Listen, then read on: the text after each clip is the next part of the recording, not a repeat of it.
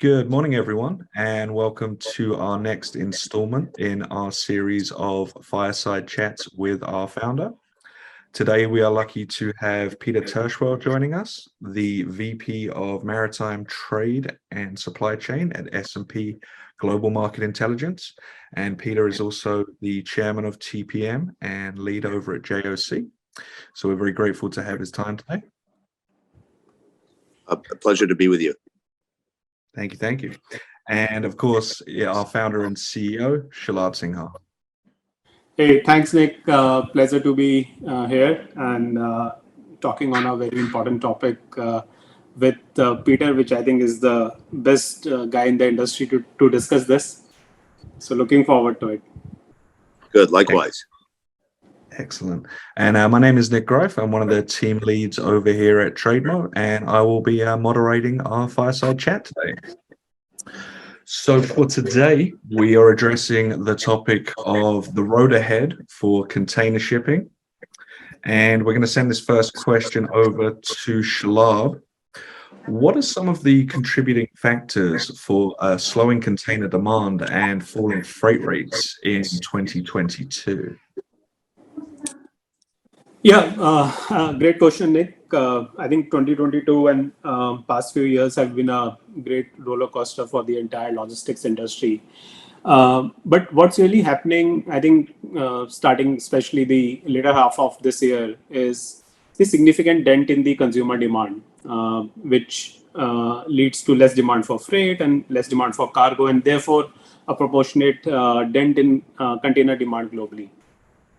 And I think going forward, what we are seeing right now, because the freight demand always is kind of a leading indicator to the consumer kind of patterns that we see across. So there's a consumer demand which is expected to slow down due to recessionary fears, due to the inflation and the rise of cost of living, especially in markets like US and so on. So I think that's a very big factor why we are seeing the slowing container demand. And then I think the other kind of related factor is also high inventory with retailers. So talking about the current holiday season right now, the most of the I would say retailers already had good kind of inventory levels given all the disruptions that we have seen in last few years with respect to the just-in-time delivery model, right? So this time they were packed with more kind of retail inventory already, and that also I think brings another impact on why the container demand is kind of slowing down right now. And I think just last talking about the drop in freight prices, I think compared to September last year for a 40-foot container, the prices have already slashed down by close to 73% as per one of the leading industry metrics. So I would say I think these are a couple of primary things which I would say, but happy to hear on the same from Peter as well. So would you like me to weigh in on that? Yeah, of course. So I do agree with you. The market has seen a very dramatic change back to the type of market that existed pre-pandemic, and I think there were a lot of factors that contributed to that. One is the fact that there was on markets like the Trans-Pacific a huge increase in tonnage.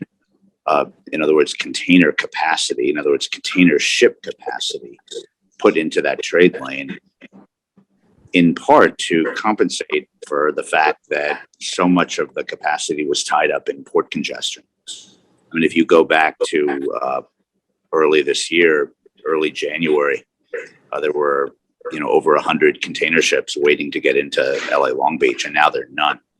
And as the congestion eased, what that meant was that a lot of capacity, latent capacity that had been in effect idled because of just sitting there waiting for days or weeks to get into the port was unleashed back into the market at the same time when volume growth had virtually stopped, and actually volumes were beginning to come down, combined with a third factor, which was that there's a lot of concern among shippers about where the West Coast longshore labor negotiations are going to go. And quite a bit of cargo has fled the West Coast, some of it mostly temporarily, but has fled to the Gulf Coast and the East Coast, and has contributed to fairly significant congestion on both of those ports. So we had seen this type of market conditions that we had never seen before. The market had never ever seen before, and that kind of reverted back to more of a normal environment now. And now you start to see ocean carriers talk about general rate increases. We haven't seen that in a while. That was an old tool for years and years of ocean carriers to try to push rates up, rather, unsuccessfully in many cases. We've started to see carriers start talking about costs. Oh, our costs have gone up significantly, therefore you, the customers, are going to have to pay more. But the real question is going to be, and we can talk further about this, is to what degree the ocean carriers are going to be able to adjust capacity to meet market demand. They had actually gotten quite good at this in the years leading up to the pandemic, and especially they showed their ability to rapidly adjust short-term capacity in the spring of 2020. And whether they've learned those lessons and can apply them on an ongoing basis going forward, I think that's going to be the real question in terms of exactly what pricing is going to be in the container world, going into 2023 and 2024. It's certainly going to be a big factor. Yeah, so I think these are very relevant points, Peter. Completely agree. Yeah, that's very salient. A lot of things going into this, and that very very naturally dovetails into kind of our next question. A few of the points that you had already touched upon there, Peter, and we'll send this one over to you as you've got the mic. In what ways do you foresee the Ocean Shipping Reform Act and ILWU PMA disputes impacting container shipping? Well, if we were to start with the Ocean Shipping Reform Act, this was the first U.S. law relating to shipping to be passed in over 20 years. It's really only going to affect detention and demurrage fees. So the fees that shippers are paying if they keep containers too long on the port, or if they hold them too long outside the port before they return them. Detention and demurrage fees had been the subject of really harsh criticism over many years. Many shippers felt that these fees were imposed in an unfair way, that the shippers were being penalized for circumstances outside of their control, and they had been agitating with agencies like the Federal Maritime Commission for a long time to get some element of reform introduced into this process. They felt that the fees were actually not specifically just to incentivize the movement of cargo, but rather they were a revenue stream and a source of profit for ocean carriers. And so this law is, in some ways, it didn't change certain things, because you still have to bring a complaint in order to get satisfaction. Number one. Number two, in many cases, you still have to pay whatever the bill is, even if you think it's unfair, in order to get your cargo released and on import cargo. And so if you don't pay, your cargo is not going to move. It's going to remain hostage, and only later can you possibly get a refund if you prevail in your in a dispute that you bring. But nevertheless, the law does change the picture on detention and demurrage for the first time in a long time. And then if you look to the West Coast longshore labor negotiations, which you asked about, which I had mentioned earlier, These have been going on since May, and they're really going on a long time at this point, and frustration is really building. I had done a conversation with the head of the Port of LA last week, Gene Soroka.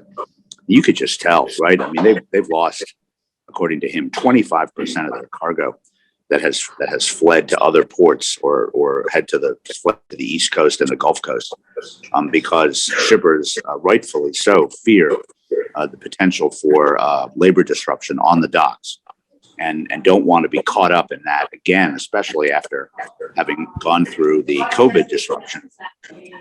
They're especially risk averse when it comes to their supply chains, and so he's really hoping for a resolution quickly. But the problem is that there's no easy resolution. These issues that are holding up these talks are really, really tough. It's not simply, we want a pay increase, and we don't want to give you a pay increase, or we want better benefits. We don't want to give you better benefits. No, it doesn't have to do with those things. It has to do with jurisdictional matters where the union, in return for allowing the marine terminals on the West Coast to automate their operations, demanded that the employers support them in jurisdictional disputes with other unions. And then, according to the labor union, the employers didn't do that, and by not doing it, it undermines the entire premise of automation. So this is a really, really hard issue to get past, and it's one of the reasons why for several months now there has been virtually no progress in these talks. I think great points, Peter, and just to add on a couple of these, setting up a very right context. I think the West Coast ports today handle most of the US imports, right? And given that this long-standing negotiations between the labor union and the Pacific Maritime Association, as you rightly said, like it has led to a lot of shippers actually rerouting their shipments to the East Coast ports and impacting a lot of tonnage, both import-export tonnage on the West Coast ports. I think it's a significant risk as we go into 2023, adding just into the more uncertainty around the container shipping industry and the trade lanes linking. Most of the trade lanes, I think the direct route obviously is Asia to West Coast, adds to a significant risk. And I think on the Ocean Shipping Reform Act, I believe that the intention was also that a lot of US-based exporters are denied access to reasonably priced freight by the carriers, and the FMC wants to kind of intervene in the same. But I think the other interesting thing which has happened, which I believe is going to have more implications on how the ports and terminals are managed and the entire infrastructure is now the proof of burden of the reasonability of applying these detention and demurrage charges has been passed from the shipper to the carrier, and also the NVOCCs, right? And what I understand is like a lot of these ports, for example, do not have the container availability date, which is kind of a now required parameter to be passed on the invoice while invoicing the shippers, right?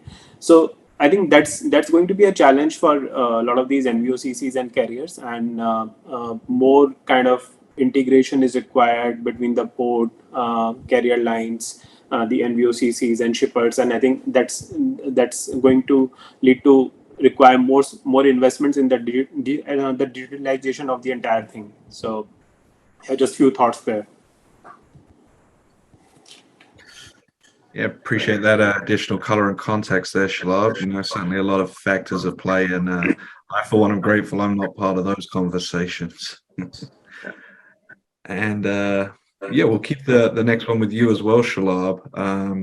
How do you anticipate the new International Monetary Organization rules for 2023 affecting the container shipping industry? I think, Nick, IMO 2023 is going to have a huge impact on the entire container shipping industry, not just for the next year, but I think for next 10 to 20 years. So basically, these regulations are about the overall sustainability and the carbon emissions in the entire shipping industry. And I think the targets are posed at 2030 to reduce the entire reduction by 40%, and then by 2050 to reduce the entire reduction by 70%, right? So I think this would definitely require some old vessels which kind of not really cope up with the required indicators like CII to eventually go into demolition. The carrier lines have to make new investments and identify what kind of alternate fuels would work better, what is the kind of relevant terminal infrastructure which is required to support them, right?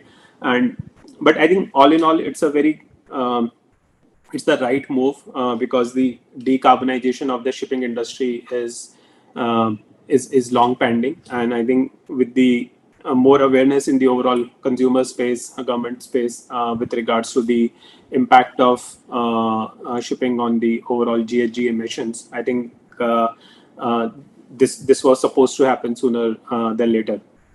So talking about 2023, I think this also has a huge impact on the entire demand and supply from the container shipping industry, because on one hand, where we see more capacity being added with the new ships, new container lines in the industry, at the same time, this regulations will have an impact on the supply also. So they will kind of reduce the supply.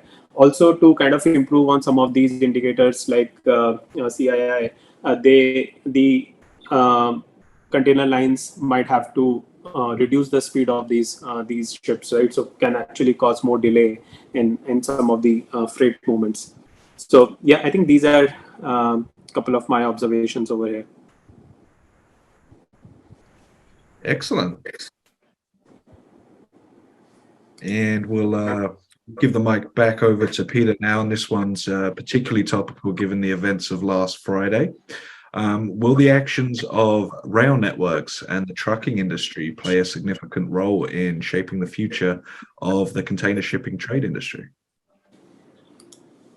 Oh, no question. I mean, the railroads connect many ports to the hinterland. And one of the reasons why you had a very pro-labor and pro-union president in President Biden in the U.S., in effect, pushing back on the union by forcing them to accept a contract that many of them didn't like. Several of the railroad unions rejected the proposed agreement, but he forced them to accept it anyway by going to Congress and persuading Congress to vote to impose the contract. This was not really a pro-labor action, but the Biden administration had been really not just economically challenged, but politically challenged by the rampant inflation that in the public imagination was very connected to supply chain disruption. So exactly how much inflation was related to supply chain disruption, certainly some of it, by all means. And so that is why the president now seeing finally a reduction in inflation, and inflation heading in the right direction, was willing to in a way go against a core constituency in order to ensure fluidity of rail movements. It almost begs the question of what he will do on the longshore labor front. But no question, the railroads connect most of the major ports to the hinterland. Significant volumes are moving on the railroads, whether in actual containers called IPI movements or transloaded into 53-foot domestic containers and then put on the railroads. So there's no question that if the U.S. railroads had gone on strike, that there would have been, yet again, massive supply chain disruption, the likes of which, on the same scale or maybe even worse than what we had seen, into kind of mid 2022 for, the past sort of year and a half prior to that. Yeah.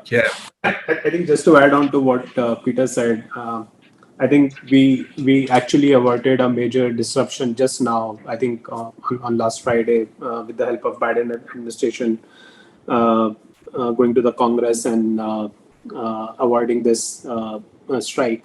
And I think just to add a few more facts to it.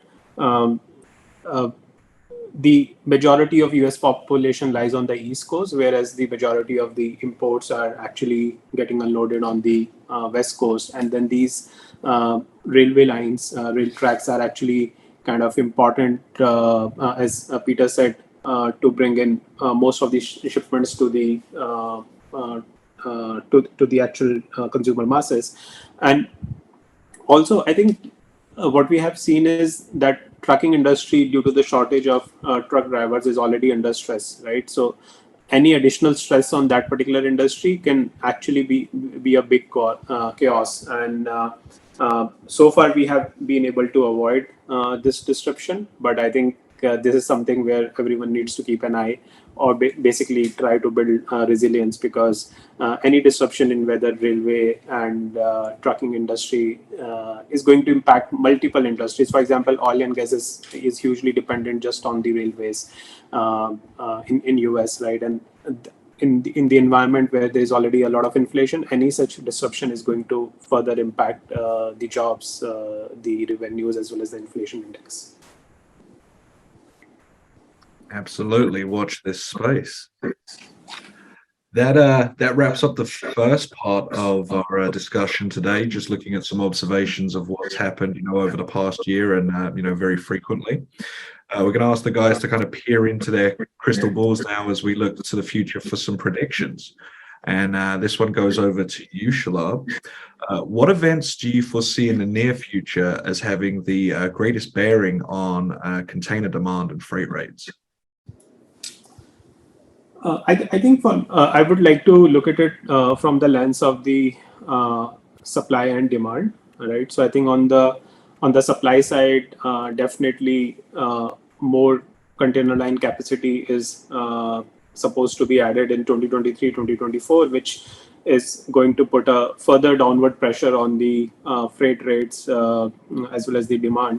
But at the same time, as we discussed about the new IMO 2023 regulations, that is going to, I think, I would say, at least temporarily remove some demand, remove some supply from the market, as well as would require much more investments in the capacity space to be made.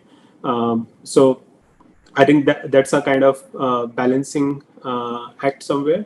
On the demand side, obviously the current macroeconomic environment, the geopolitical conflicts, right, and they impacting the energy prices and everything, right? So there's definitely a recessionary risk. There's a huge inflation, and the cost of living is going through the roof. So we can expect that the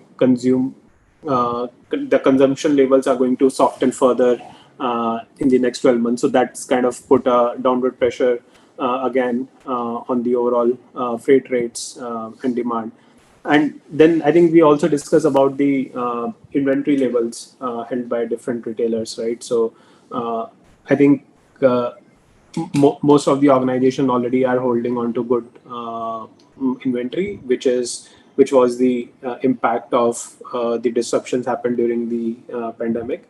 So in environment where there is less consumption, good inventory, we can continue to expect that the freight rates might go further down. But I think, again, this industry has seen a lot of disruptions in the last 2-3 years, and I think the shipping industry as a whole has been able to find eventually some equilibrium. So they might identify some innovative ways to sail through this time as well. Excellent. And then, Peter, next one that goes over to you. When do you anticipate some stabilization in these freight rates following, that sharp spike and subsequent decline in rates that we've seen during the pandemic?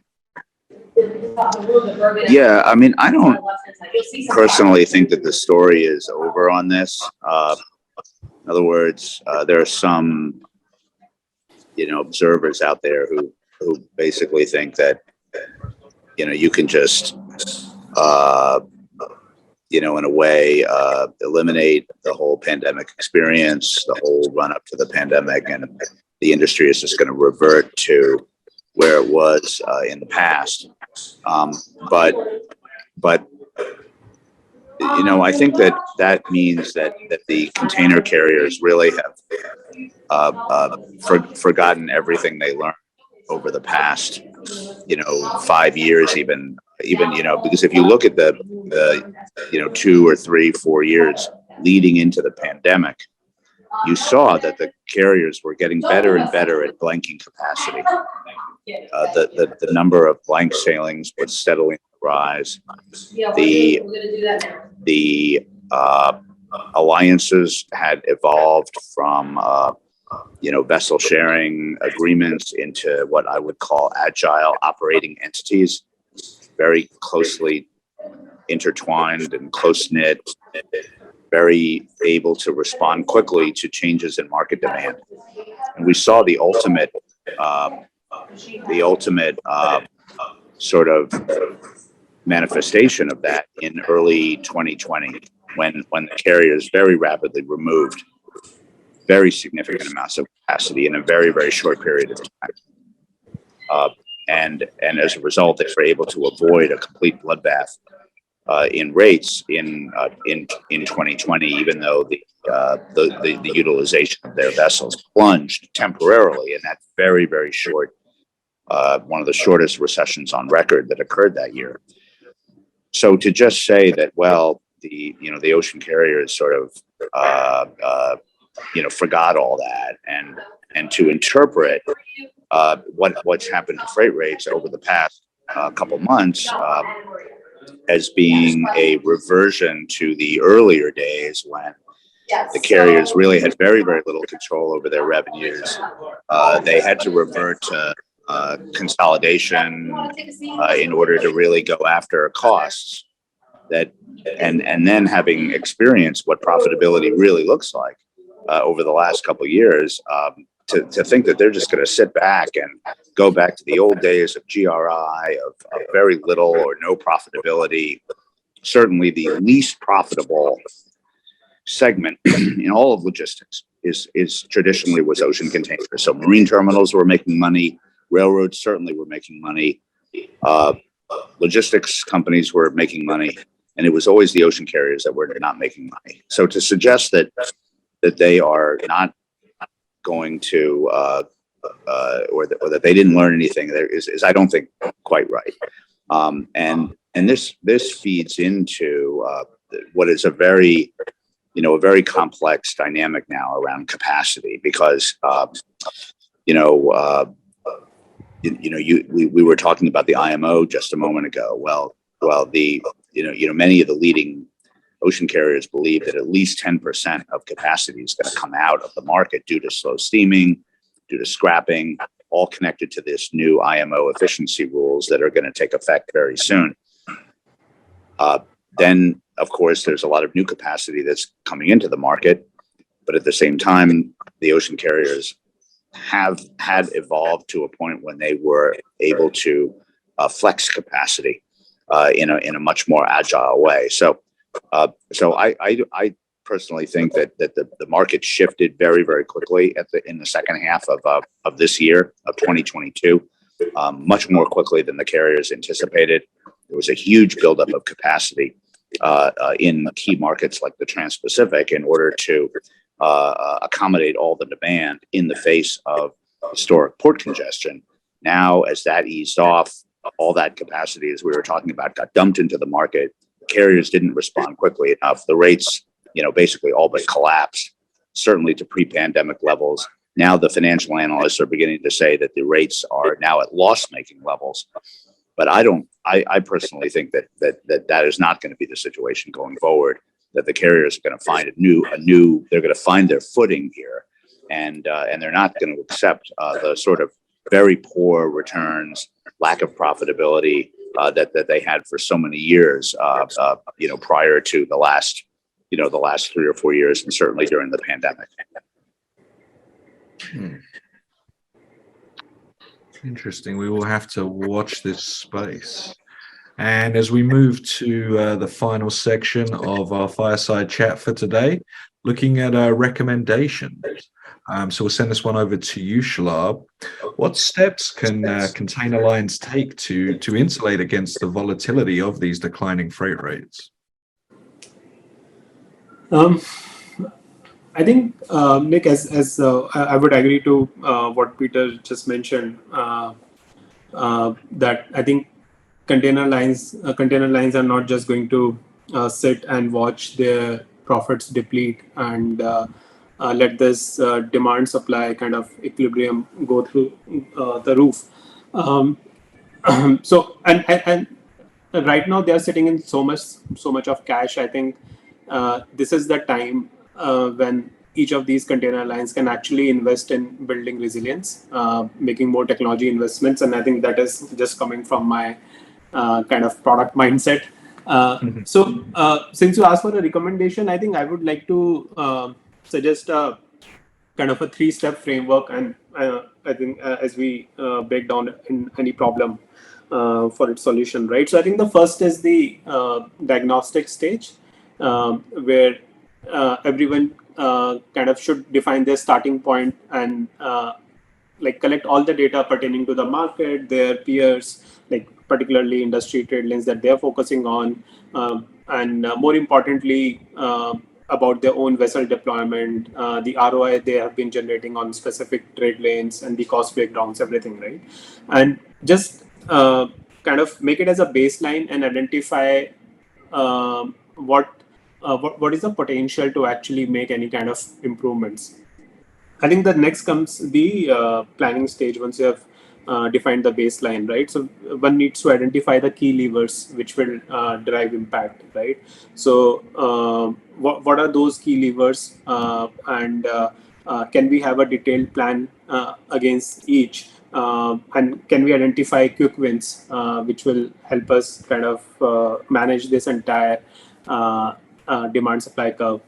And the third is the execution, where while you are executing on your plan, so check for the metrics and see any kind of divergence, and what corrective actions could be taken to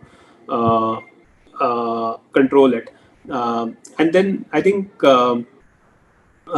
this is the time where all of these container lines should be making long-term investments, because I believe that what all disruptions that we are seeing, this is all because of the complexity of the global supply chains and the networks, and this is not going to go away. Like I don't think that the world is going to return to a steady state where disruptions are happening only after every 5 or 6 years. So I think it's going to be a monthly phenomena, one thing or the another, right? So just keep tracking of those metrics, understand what are the potential risks, and keep your strategy very agile. I think those are the couple of things which I believe, as Peter said, like these container lines might be already thinking, but just putting it into a right framework and putting in people responsible for each of these steps is important. Well said. And our final question of the day goes over to Peter, two-parter here as we round out. What advice would you give to those in the container shipping industry when factoring declining freight rates into their 2023 business plans? And for those that have these concerns, what are some of the key metrics and indicators that they should keep on their radar? Well, for the container carriers, I mean, they are going to get a lot more focused on capacity. They are diversifying to a certain degree. You have seen Maersk has led the way on this, but CMA and MSC and other carriers have used some of the windfall of the past couple of years to make some fairly significant investments, Hapag-Lloyd included. And so, to a certain degree, you're going to see their revenue streams and the balance of their book of business be a little bit more skewed towards logistics and less reliant on container shipping. But container shipping rates are and revenues are so huge for all these folks that the a weak market is and weak freight rates that don't cover costs or are sort of chronically low will have a real detrimental effect on every one of these companies. And so just going back to what I was saying earlier, the big focus without any question from a market standpoint is going to be getting the capacity aligned to the demand so that they're not in the situation that they were in for so many years. Now they're they got a break for a couple of years. They made a ton of money, all well and good for them, but now they're in a different era, and so that's where there's going to be a lot of concentration, a lot of focus. I don't really see a huge overhaul in their business strategies such that the industry becomes unrecognizable, but I think you will see a lot of the focus in that area because that's what's going to stabilize the industry. That's what's going to get them to the point where they feel that they are making money alongside everybody else. Because if your customers are making money and the NVOCCs are making money and the marine terminals are making money and the railroads and the truckers, everybody but you, which was the case for a long time, that's really from the container lines, a pretty unacceptable situation. Now, for a long time, they weren't really able to do anything about it, as the track record shows. Now, the big question going forward is, putting aside what happened during the pandemic, is, do they get their house in order as an industry and, be able to get themselves to a point of sustained profitability? I don't think that's going to come from, providing value-added logistics services, except in the case, maybe of Maersk and a couple others that have really plunged into logistics. But for the most part, it's your core revenue, core container shipping revenues, which are, tens of billions of dollars a year for the major carriers. Like if you don't have profits against that, it's going to be a rough road ahead. Absolutely, very well put there, Peter. And that is the conclusion of our Fireside Chat for today. If you or your business has been affected by any of the topics we've discussed, please feel free to reach out to us via the links below. Have a great day, everyone, and we want to thank Peter again for his time. Pleasure to be with you. Thank you for having me. Of course. Nice chatting with you.